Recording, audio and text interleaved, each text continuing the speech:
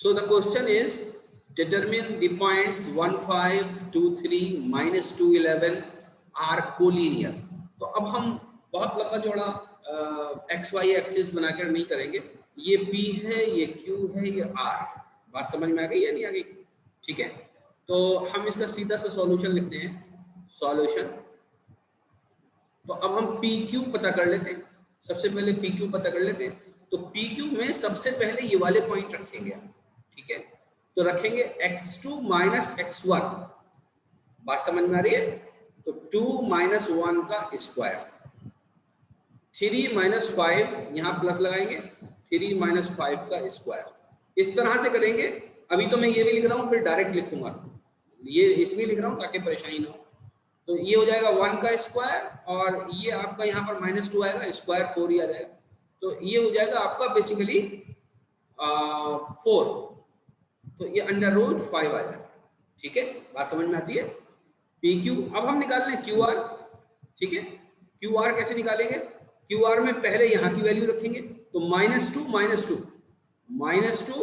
-2 इसका स्क्वायर, यहाँ प्लस लगाएंगे, फिर ये वाली वैल्यू रखेंगे, -11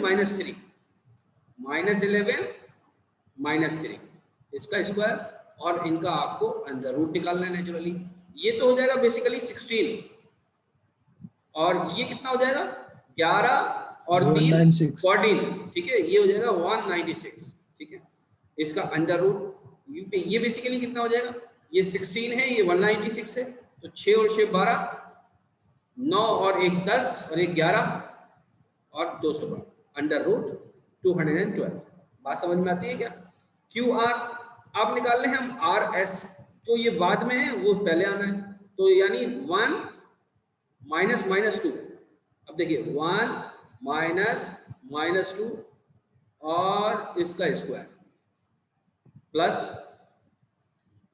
5 सर S कहाँ पर है? RP होगा ना सर? R है, हाँ P है। RP होगा, ठीक है। Yes sir, RP RP। होगा, सही है, RP होगा, S नहीं होगा।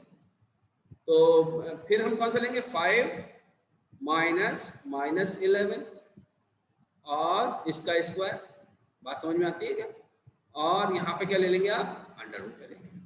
ये किसके बराबर हो जाएगा? माइनस माइनस प्लस है, तो बेसिकली 9 हो गया ये, और यहाँ पर माइनस और माइनस प्लस हो जाएगा, और ये हो जाएगा आपका 16। कोई मुझे बताएगा कि 16 का स्क्वायर किसके बराबर होता है?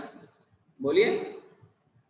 256 256, 16 का स्क्वायर प्लस 9, ठीक है, इज इक्वल टू कितना हो गया? 265 का अंडर रूट। अब हमें ये सिर्फ पता करना है कि ये कोलिनियर है या नहीं। यहाँ पर स्टेटमेंट क्या है? इफ स्टेटमेंट है। इफ स्टेटमेंट का मतलब क्या है कि बात ये है या नहीं, यानी यहाँ पर जो बेसिकली ये जो सब्जेक्ट है, इनका ऑब्जेक्ट ये है या नहीं, तो कोलिनियर है या नहीं, बस सिर्फ ये पता करना है हमको। तो इसमें सबसे बड़ा कौन सा है? देखिए, एक लाइन आई 5 अंडर रूट 5, एक लाइन आई 212, और जो तीसरी लाइन आई वो आई 265।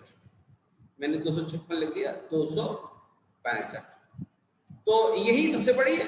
तो क्या under root 265 under root 5 plus under root 212 के बराबर होता है? इसको बहुत ही थोड़े से मैथमेटिक्स करके ही हम कह सकते हैं कि ये दोनों चीजें बराबर नहीं होती। इसका मतलब points P, Q and R are not collinear। बात समझ में आ गई? ये दोनों जो पॉइंट है ये कोलिनियर नहीं है। बस हमें यही बताना था ये कोलिनियर है या नहीं। अगर यहाँ ऑप्शंस में A और B और C D लिखा होता कि भाई ये राइट ट्राइंगल है या नहीं, ये आइसोसेलेस है या नहीं, है ना, या क्या है या क्या नहीं है, तो फिर हम आगे की कार्यवाही करते हैं, क्योंकि हमसे इतना ही पूछा है तो हमने इतना निकाल दिया। ठीक है, बात समझ में आ गई? अभी और भी सवाल करने हैं, इसलिए जरा जल्दी जल्दी आगे बढ़ते हैं। Now see this question. The question is points 5 -2, 6, 4, 7 -2 are vertices of an equilateral triangle, vertices of an right of an होना चाहिए of a right triangle, vertices of an isosceles triangle और कोलिनियर। तो बहुत सिंपल है, पहले हम distance पता कर लें। डिस्टेंस से हमें बहुत सी चीजें पता लग सकती हैं, क्योंकि अगर डिस्टेंस दो डिस्टेंस बराबर आ गए तो इक्विलेटरल, तीनों बराबर आ गए तो तीनों के लिए तो यहाँ ऑप्शन ही नहीं रखा, तो दो डिस्टेंस अगर बराबर आ गए तो इक्विलेटरल हो जाएगा, और दो डिस्टेंस का अगर सम बराबर आ गया, सम तीसरे के बराबर आ गया तो कोलिनियर हो जाएगा। तो डिस्टेंस पता कर लेते हैं। Suppose it is Q, it is Q and it is R, okay, PQR, suppose these are 3 points, तो PQ पता कर लेते हैं जल्दी से। PQ के बराबर होगा 6 - 5, 1 का स्क्वायर 1, माइनस आना है 4 - -2, तो 6 हो जाएगा प्लस 36 हो जाएगा। राइट, मैं गलत तो नहीं कर रहा, मुझे देख लेना अगर मैं गलत कर रहा हूं तो। बोलो भाई। सर 36 हो गए। हाँ 37 लिख रहा। इसीलिए मैंने गलती करी थी, ताकि देखूं क्या कर रहे हो तुम लोग। तो क्या हो जाएगा, 37 हो जाएगा अंडर रूट का, ठीक है। अरे बोलो भाई। Yes sir. है ना, सही कर रहा हूं ना मैं। अब PQ, अब QR निकाल लेते हैं।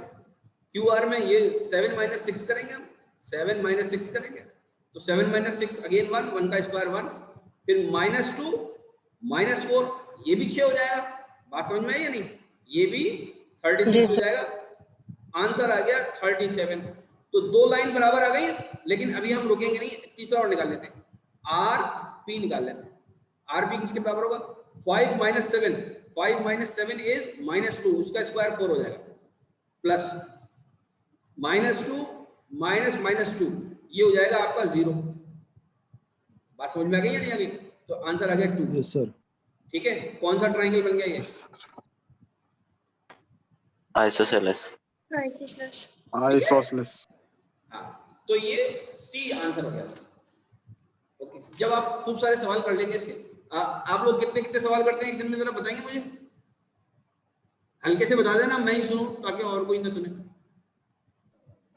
उमर, तुम कितने सवाल करते हो? ये सर मैं कॉन्सेप्टम से करता हूँ। ये सर कॉन्सेप्टम से करता हूँ। नहीं, एक दिन में कितने सवाल करते हो ये पूछ रहा हूँ फिलहाल तो मैं। 5 6 6 7 7 8 7 10 भी करता हूँ सर। एक दिन में 10? तो यस 50 सर। एटलीस्ट। 10 सवाल तो कम कर रहे हो तुम। जब पूरे दिन फ्री हो तो 10 क्या, पूरे दिन में अगर फ्री हो तो कम से कम 25 सवाल होने चाहिए। 25 सवाल अब मैथमेटिक्स के करो अगर फ्री हो पूरे दिन तो, है ना। तो 50 कहते हैं। Yes sir. देखो इधर 50 की भी आवाज आ रही है, हालांकि 50 ज्यादा हो गए। 50 सवाल करने का मतलब ये है कि 1 घंटे में स्टूडेंट्स जो है वो आमतौर से 12 क्वेश्चंस निपटा देते हैं। तो एकदम 50 सवाल का मतलब ये है कि 50 यानी 4 घंटे सवाल करना, तो काफी स्ट्रेस आ जाता है। तो सब्जेक्ट बदल देना चाहिए। एक्चुअली में क्या है, सब्जेक्ट बदल देना चाहिए। कुछ और पढ़ ले आदमी, फिजिक्स पढ़, केमिस्ट्री पढ़ ले, बायोलॉजी पढ़ ले, कुछ ऐसी कुछ और पढ़ ले, है ना। तो उससे ज़्यादा टेस्ट चेंज हो जाता है, तो दिमाग को रिलैक्स मिल जाता है। ये दिमाग को रिलैक्स क्यों मिल जाता है ना, ये मैं तुम्हें बताऊंगा। बल्कि मैंने इसके ऊपर एक बड़ा अच्छा डॉक्टर विकास दिव्य कीर्ति है, उनका मैंने वीडियो देखा था, तो मैं तुम्हें शेयर करूंगा। तो इससे तुम्हें थोड़ा सा अंदाजा होगा कि पढ़े कैसे। वो IAS है, तो उन्होंने ये समझाया स्टूडेंट को हम पढ़ें कैसे, तो वो देखना तुमको थोड़ा सा फायदा हुआ है ना। एनीवे, हम सर क्या नाम है? मैं भेज दूंगा तुमको, वीडियो लिंक भेज दूंगा। डॉक्टर IAS की कोचिंग कराते हैं। हाँ, विकास दिव्य कीर्ति जी, विकास दिव्य कीर्ति बहुत अच्छे आदमी है, दिल्ली में रहते हैं।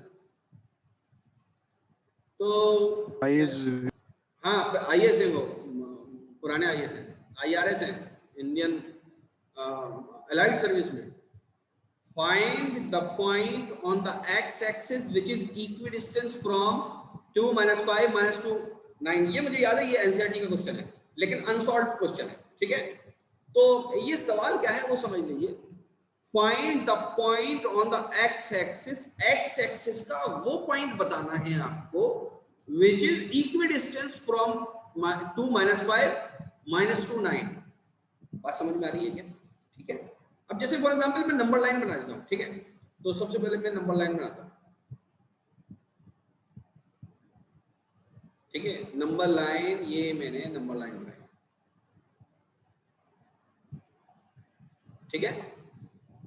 ये मैंने नंबर लाइन बनाई। तो पहले ये वाला पॉइंट लोकेट करते हैं हम, ये वाला पॉइंट कहां पर है, ठीक है, इसको हम P मान लेते हैं सपोज। तो ये पॉइंट कहां पर होगा, ये पॉइंट करीब करीब यहां पर होगा, ठीक है, थोड़ा और इधर कर लेते हैं,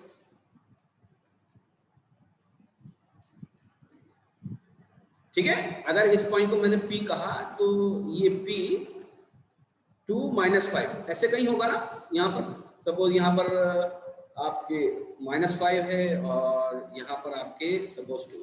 ओके, बात समझ में आती है सब लोगों के? Yes sir. Yes sir. Okay, अब दूसरा पॉइंट क्या है, -2 और 9। तो -2 और 9 कहां पर होना चाहिए, -2 और 9 इसको मैं सपोज इससे ले लेता हूं, ठीक है, इसको मैं ग्रीन से शुरू कर देता हूं, suppose it is Q। Okay, तो ये कहां पर होगा, ये आपका देखो ध्यान से देखो, आपके -2 यहाँ पे कहीं होगा, ऊपर चलते चले आएंगे -9, ठीक है, तो ऐसे करीब यहाँ पर होगा, ठीक है, suppose it is point Q which is at -2 और 9। So this is the question, but what is the question कि इन दोनों पॉइंट से एक्स एक्सिस का कौन सा पॉइंट ऐसा है जो बराबर की दूरी पर होगा। ध्यान से देखिए, इन दोनों को सबसे पहले मैं मिलाता हूं, इन दोनों को सबसे पहले मैं क्या करता हूं, इन दोनों को सबसे पहले मैं मिलाता हूं, तो मैं एक जो लाइन लेता हूं वो ये वाली लेता हूं,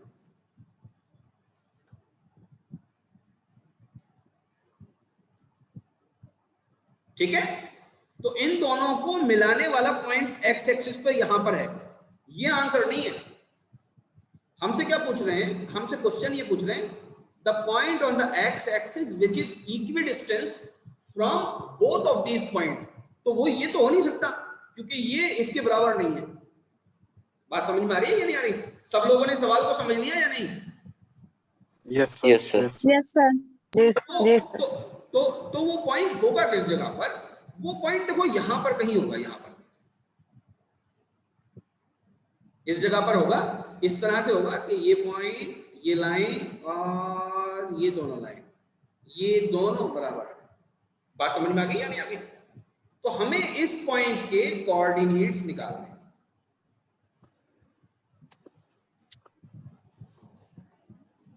बात समझ में आ गई या नहीं आ गई? इस पॉइंट्स के कोऑर्डिनेट्स हमें निकालने हैं। This is our question. अब सबके सवाल समझ में आ गया या नहीं आ गया ये बताओ? Yes sir. Yes sir. Yes sir. बात क्लियर हो गई या नहीं हो गई? ठीक है, find the point on the x axis which is equidistant from 2 - 5। अच्छा, इस पॉइंट का अगर मैं कोऑर्डिनेट ये कहूं कि इस पॉइंट का x तो x है, तो y किसके बराबर है? y 0 के बराबर है या नहीं? Yes sir. तो है ना? नो तो कुल मिला के हमें एक ही चीज नहीं पता है, कुल मिला के हमें एक ही चीज नहीं पता। तो इसका basically find the point on the x axis which is equidistant from 2 - 5 and -2 और 9। अच्छा, ये बताइए क्या वो पॉइंट इस तरफ भी हो सकता है कहीं? यस सर, पॉसिबल है। इस तरफ भी यस सर, पॉसिबल है। पॉसिबल है। अच्छा, इस तरफ पॉइंट तो हो सकता है, वो यहां पर होगा, यहां पर होगा, वो पॉइंट होगा जो इस लाइन पर परपेंडिकुलर होगा, और इस लाइन पर परपेंडिकुलर पॉइंट कभी भी एक्स एक्सिस के यहां से पास नहीं होगा, तो वो एक्स एक्सिस पर नहीं हो सकता। राइट हैंड साइड पे जो पॉइंट होगा वो एक्स एक्सिस पर नहीं हो सकता, ये बात याद रखिए, ठीक है। तो आंसर ये है कि राइट हैंड साइड पे नहीं होगा, खाली एक पॉइंट होगा लेफ्ट हैंड साइड पे। ये मैं गलत तो नहीं कह रहा, मैं अपनी अकल से फिलहाल बता रहा हूं, बोलो ठीक है। नो। अब बहुत आसान है, अब बहुत आसान है इसको समझना। अब इसको जो हम करना चाह रहे हैं बहुत आसान है। देखिए मैं किस तरीके से कर रहा हूं, मैं इक्वेशन लिख रहा हूं, आप लोग मुझे बताइएगा कि मैं ये डिस्टेंस लिख रहा हूं, ये वाला डिस्टेंस मैं लिख रहा हूं, ठीक है। बात समझ में आती है? इसमें मैं Yes, इसको सेकंड पे मान लेता हूं, तो मैं लिख रहा हूं x + 2 का स्क्वायर प्लस -9 का स्क्वायर। ये डिस्टेंस मैंने सही लिख दिया या नहीं? यस सर, बोलिए अंडर सबके रूट समझ। के अंदर है। हाँ अंडर रूट में नहीं लगा रहा, जानबूझ के नहीं लगा रहा। डिस्टेंस का स्क्वायर, मैंने इस डिस्टेंस का स्क्वायर लिखा है। भाई सबके समझ में आ गई बात या नहीं? इस डिस्टेंस का स्क्वायर लिखा है मैंने। अजहान समझ में आ गई Yes, बेटा? अजहान जी सर आ गया। है ना, इस डिस्टेंस का स्क्वायर लिखा है मैंने, ठीक है। और कौन कौन मौजूद है आज हमारे? शादमा तुम्हारी समझ में आ गई बेटा? डिस्टेंस जी, का स्क्वायर लिखा है, ठीक है, डिस्टेंस का स्क्वायर लिखा है। तो ये बताओ, यही डिस्टेंस का स्क्वायर इसकी डिस्टेंस के स्क्वायर के बराबर होगा या नहीं होगा? ये वाला Yes, जो sir. अब है ना, जो Yes, अब मैं sir. ये वाला बना रहा हूं, है ना, और मोटा कर देता हूं। ये इस डिस्टेंस के स्क्वायर के बराबर होगा या नहीं होगा? ठीक है, होगा। बात समझ में? अब इस डिस्टेंस का स्क्वायर लिख रहा हूं, ध्यान से देखिएगा मैं क्या लिख रहा हूं। x - 2 x, पहले मैंने इससे लिखा ना, हाँ पहले मैंने इससे लिखा, अब मैं इससे लिख रहा हूं। अब मैं p से लिख रहा हूं x - 2 और +5 का स्क्वायर। ये भी मैंने इस डिस्टेंस का स्क्वायर लिखा। तो ये दोनों इस डिस्टेंस के स्क्वायर बराबर होंगे या नहीं होंगे? ऑफ कोर्स होंगे। बात समझ में आ रही है कि नहीं आ रही? Yes, sir. चलो तो इस इक्वेशन को खोल देते हैं। x² + 4 + 4x + 81 = x² + 4 - 4x + 25। x² से कट जाएगा, ये 4 इस 4 से कट जाएगा, ये इधर आ जाएगा, तो यहां पर ये 8x हो जाएगा, और ये इधर आ जाएगा 25, 75 और 6 कितने हो गए 56. भैया? ये यहां पर हुआ है ये 56। x किसके 56 नहीं होगा, -56, ठीक है, माइनस होगा सर। ठीक है, माइनस के 56 हुए। x किसके बराबर आ जाएगा? 8 -7 7 7 के। -7। तो यानी ये कौन सा वाला पॉइंट होगा? ये होगा -7 और 0। बात समझ में आ गई? Yes, sir. अच्छा, ये इस लाइन पर आएगा हमेशा, ये जो लाइन है, और ये लाइन हमेशा इसको बीच में से काट रही होगी बराबर के हिस्सों में, ठीक है। ये थोड़ा सा मैं इसलिए बता रहा हूँ ताकि आपके थोड़ा सा दिमाग में क्लियर हो कि अगर एक लाइन कोई ऐसे बनी हुई है, मतलब ये फॉर एग्जांपल 2 पॉइंट्स, ठीक है, एक P है और एक Q है, तो मैंने दोनों तरफ ही P बना दिया, इसको इधर करता हूँ, सॉरी। अगर कोई लाइन ऐसे आ गई है, कोई लाइन ऐसे आ गई है, फॉर एग्जांपल ऐसे कोई लाइन आ गई, कहीं पर भी आ गई स्पेस में, ठीक है, तो इससे इन दोनों पॉइंट से, एक तो पॉइंट ये है P और एक पॉइंट ये है Q, तो इनसे इक्वी डिस्टेंस पर कौन से पॉइंट्स होंगे? हजारों लाखों पॉइंट्स होंगे, लेकिन वो हजारों लाखों जो होंगे वो उन पॉइंट का जो लोकस होगा ना, वो बेसिकली उस लाइन पर होगा जो इनके ऊपर परपेंडिकुलर है, यानी परपेंडिकुलर बाइसेक्टर है, यानी ये हिस्सा इस हिस्से के बराबर है, और ये लाइन एंडलेस लाइन है। इस लाइन पर कोई सा भी एक पॉइंट आप चुन लीजिए। सपोज आपने ये चुना, सपोज आपने ये वाला पॉइंट चुना, ये वाला, अरे नजर किस बात से आएगा, इस साइड। सपोज आपने ये वाला पॉइंट चुना, या आपने ये वाला चुना, या आपने ये वाला चुना, या आपने ये वाला चुना, या आपने ये वाला चुना। इसका हर पॉइंट बेसिकली बराबर डिस्टेंस पर होगा दोनों से। जैसे यहां से आप इसका डिस्टेंस निकालिए, यहां से आप इसका डिस्टेंस निकालिए, ये हमेशा बराबर होगा। बात समझ में आ रही है? तो एक लाइन है बेसिकली जो इसके परपेंडिकुलर है। अगर ये लाइन इस तरीके की थी कि ये आपका x एक्सिस था और ये आपका y एक्सिस था, ये y है और ये x है, तो एक ही पॉइंट होगा ऐसा जो बेसिकली x एक्सिस पे होगा, 2 पॉइंट नहीं हो सकते। बात समझ में आ रही है कि नहीं? ठीक है, अरे बोलो भाई, ठीक है। Yes sir. Yes, sir. आगे बढ़ते हैं। Find the value of y for which the distance between the points P and Q is 10 unit। बहुत ही आसान सवाल है। वो पॉइंट निकालना है, कहां पर निकालना है? Find the value of y, y की वैल्यू निकालनी है for which the distance between 2 points, 2 points हैं, P के कोऑर्डिनेट्स हैं, ये Q के जो कोऑर्डिनेट्स हैं उनमें ऑर्डिनेट पता नहीं है, जिसको निकालना है। इन दोनों के बीच में डिस्टेंस कितना है? 10 यूनिट है। Suppose there are 2 points, 1 is P, इसके कोऑर्डिनेट है 2 -3 और ये पॉइंट P है और ये Q है, इसके कोऑर्डिनेट है 10 और Y और इनके बीच में जो डिस्टेंस है वो हमें दे रखा है, वो 10 दे रखा है। तो मैं अगर इक्वेशन ये लिख दूं 100 इज इक्वल टू 8 का स्क्वायर प्लस y प्लस 3 का स्क्वायर, तो किसी को कोई परेशानी है बताइए? ये इक्वेशन सबके समझ में आ गई? यस जी अच्छा सर, जी सर। भाई जिसके समझ में नहीं आई वो पूछ ले मुझसे। सूर्यांश समझ में आ गई बेटा इक्वेशन क्या लिखा है मैंने?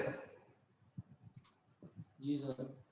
ठीक है, तो ये सिंपल डिस्टेंस के स्क्वायर को लिख दिया, ये भी डिस्टेंस का स्क्वायर है। यहाँ पे एक ही चीज अननोन है y, तो y की वैल्यू निकाल लेंगे आप। चलिए मुझे बताइएगा y की वैल्यू निकाल के, ठीक है? y की वैल्यू मैंने कैलकुलेट करी थी, मैं इसमें 3 - 9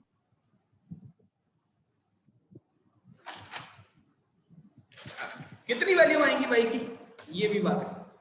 एक आएगी 2 दो वैल्यू आएगी, आएंगे सर, 2 हाँ 2 वैल्यू आएंगी, 2 वैल्यू आएंगी y की, है ना? और क्वालिटी की क्वेश्चन है, इसमें जाहिर सी बात है कि रूट्स 2 होंगे, तो आप लोग डिस्क्रिमिनेंट 0 है नहीं इसका, तो वैल्यू आपकी आप 2 निकालिएगा, ठीक है?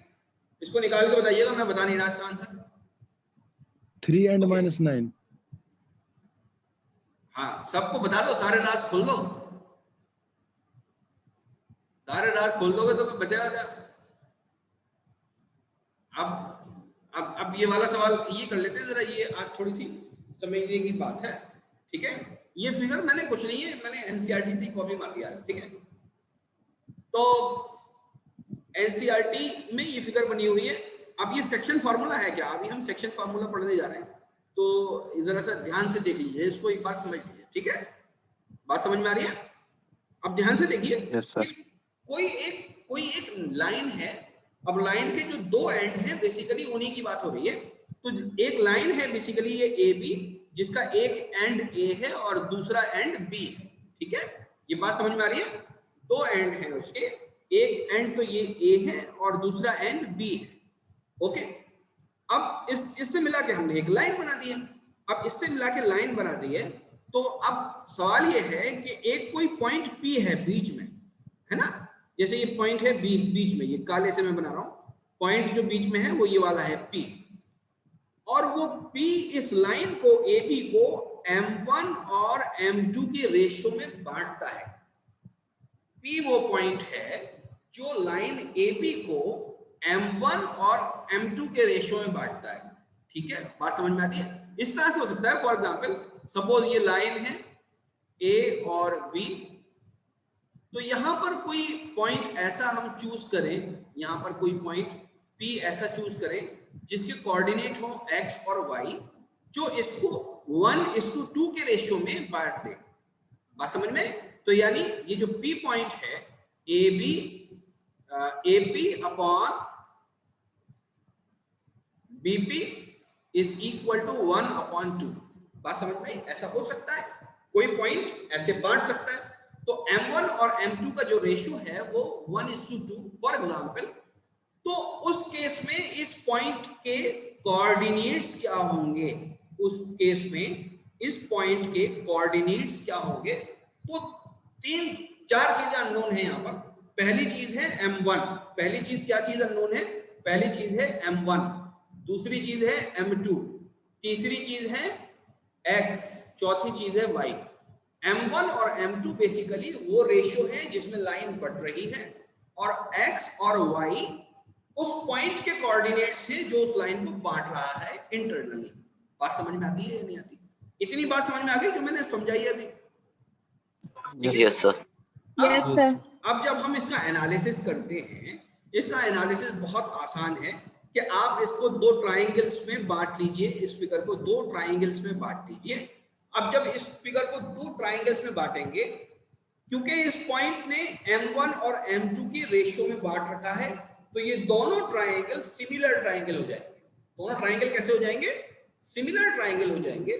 तो इनके जो X वाली लाइन है वो भी आपस में उनका रेशियो भी m1 और m2 होगा, ये बात याद रखिएगा। इनकी जो y वाली लाइन है, इनकी जो परपेंडिकुलर्स हैं वो भी m1 और m2 के रेशियो में होंगे। बात समझ में आ रही है नहीं आ रही?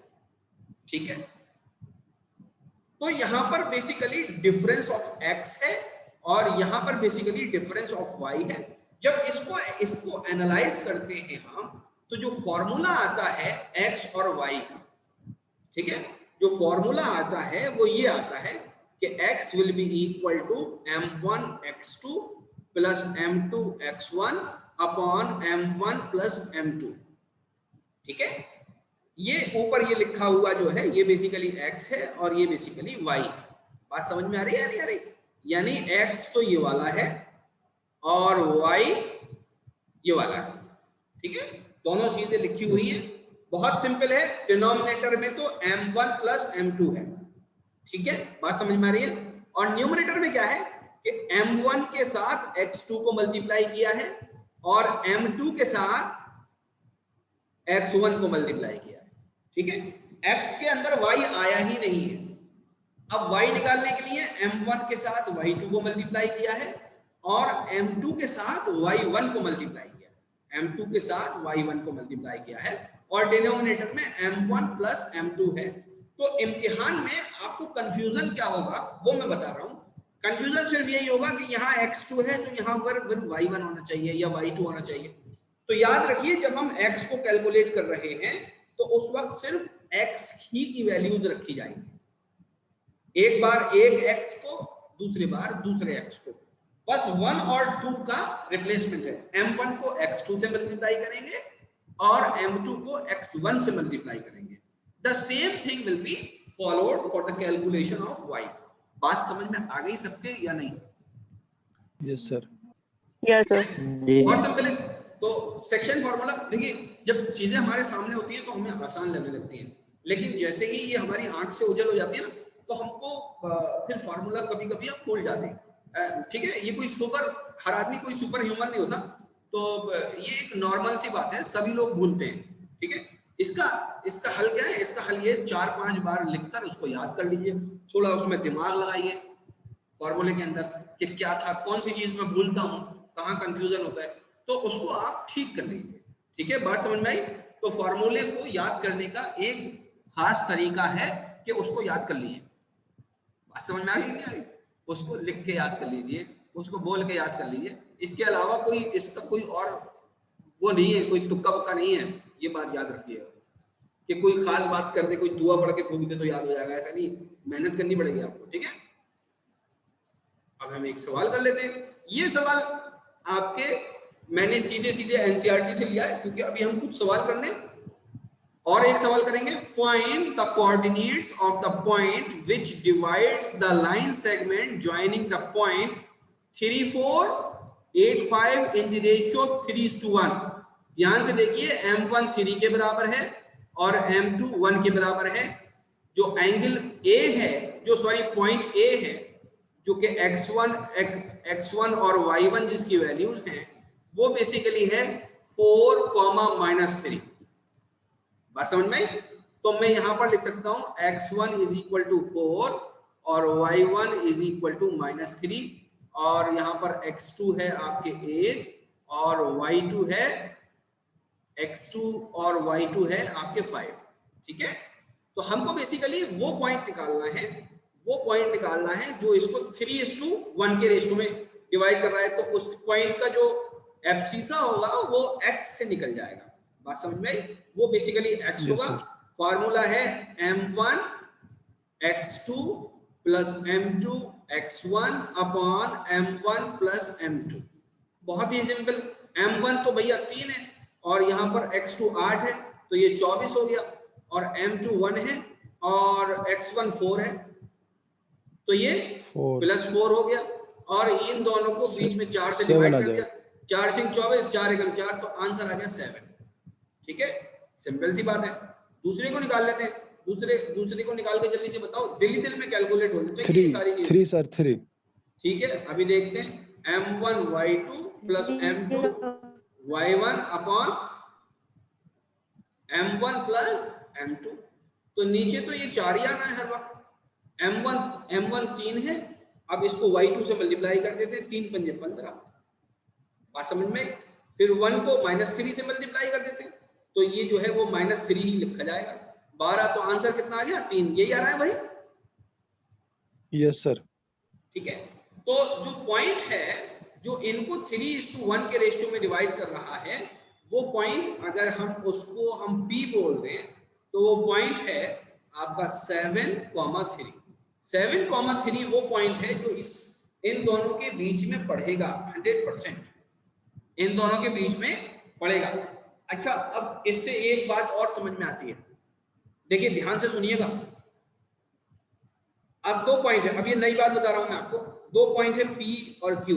तो फॉर एग्जांपल हमने यहां पर लिया कि कोई एक ऐसा पॉइंट है, सॉरी इसको A और B मान लेते हैं, ठीक है, इसको A और B मान लेते हैं। ये पॉइंट P है जो इसको 3:1 के रेशियो में बांट रहा है, ठीक है। तो इसकी आ गई 7,3। आपसे एट रैंडम ये कह दिया जाए, आपको 2 पॉइंट दूं, फॉर एग्जांपल मैं एक प्रॉब्लम देता हूं आपको, मैं आपको एक प्रॉब्लम ये देता हूं। सपोज कोई 2 पॉइंट हैं, ठीक है, इसके कोऑर्डिनेट्स मान लीजिए -9 -12 है, ओके, और इसके कोऑर्डिनेट 7 और 13 है फॉर एग्जांपल, ठीक है। ये 2 पॉइंट हैं, इनके कोऑर्डिनेट। तो मैं आपसे ये कहता हूं, मैं आपको ऑप्शन देता हूं, option this x1 y1, option this x2 y2, means मैं ये कह रहा हूं 5 2 6 9 -1 0 और 6 -8। इनमें से कौन सा पॉइंट इसके ऊपर लाई करेगा? इनमें से ये जो चारों हैं, ये जो चारों पॉइंट हैं, इनमें से कौन सा पॉइंट इस लाइन के ऊपर लाई करेगा? आप कैसे निकालोगे? या आपको कोई भी एक पॉइंट बताना है, हाई स्कूल का इम्तिहान चल रहा है, आपको कोई भी एक पॉइंट बताना है जो यहां पर लाई करेगा।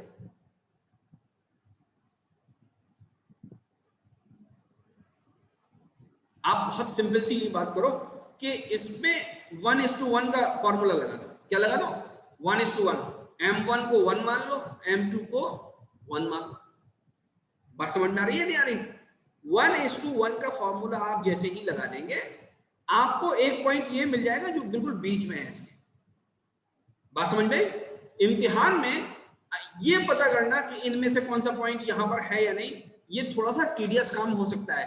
लेकिन अगर आपसे ये पूछा जाए कि कोई भी एक पॉइंट बता दो इस लाइन के ऊपर, तो आप कोई भी रेशियो सेलेक्ट कर लो m1 और m2 का।